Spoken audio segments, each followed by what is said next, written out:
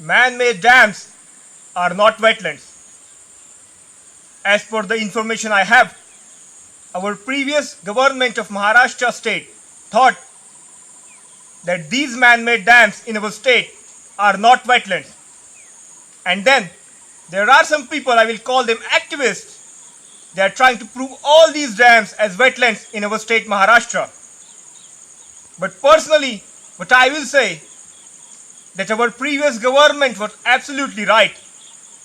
These man-made dams are not just wetlands. I repeat, these man-made dams are not just wetlands.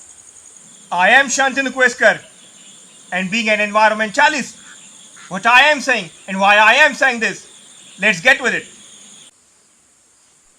These dams are man-made. Yes, we humans, we made these water bodies for ourselves, for our need of fresh water. But now, the backwater of dams invites many winter migratory birds to land over it. There is an aquatic life where many fishes and aquatic as well semi-aquatic creatures are growing in. We have giant crocodiles too living in some of our dams.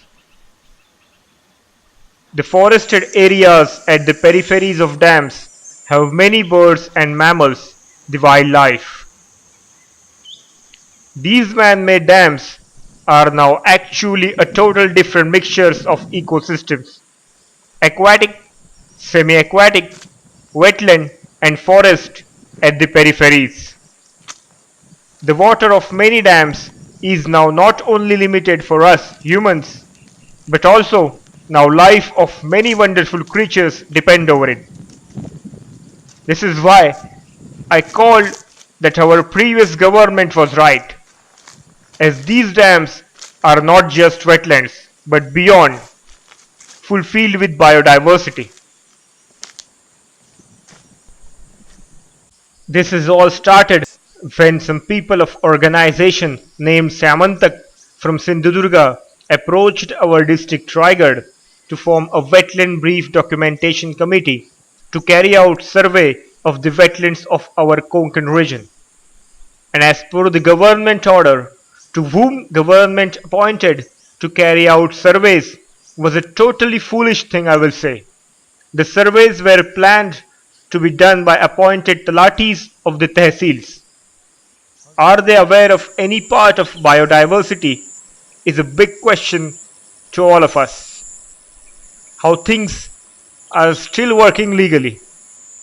The people totally unaware of the subject was about to submit the documentation report of the same.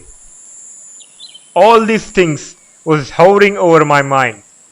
Some of our dams potentially show properties of proper wetlands, and the peripheries of some dams are actually deep forests with great biodiversity.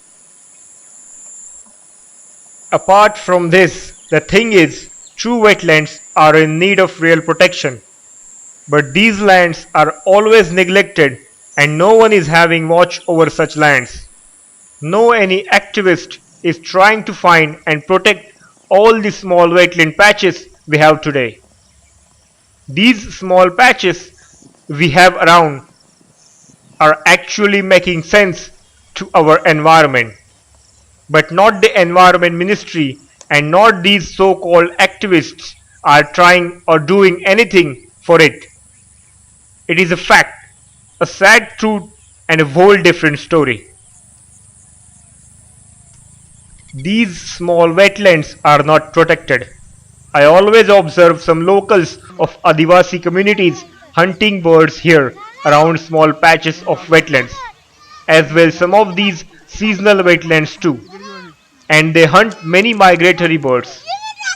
I personally feel the only way to change them is education and raising awareness, which I do try to do the best by myself, visiting their villages, as well educating these people and kids I meet over the field.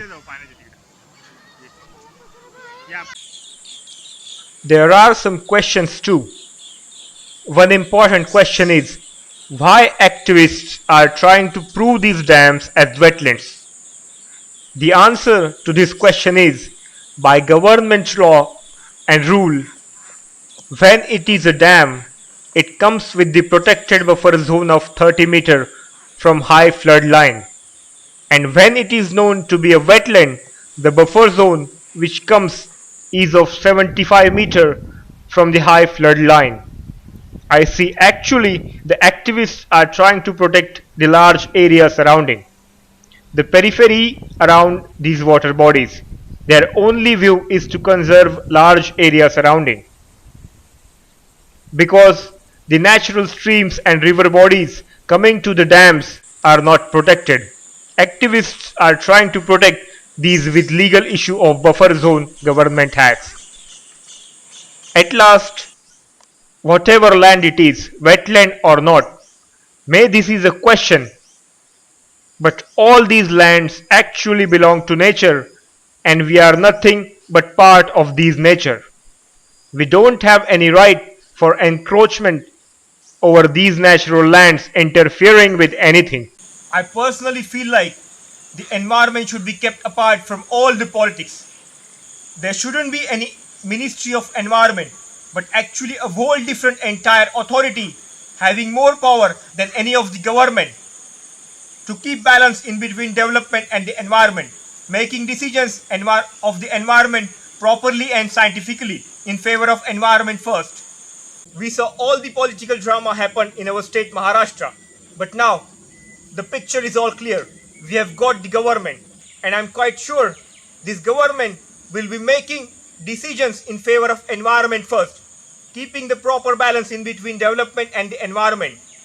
I hope people will understand whatever I'm trying to convey, whatever the message I'm trying to convey by making this video report. So thanks for listening to my thoughts, and bye for now.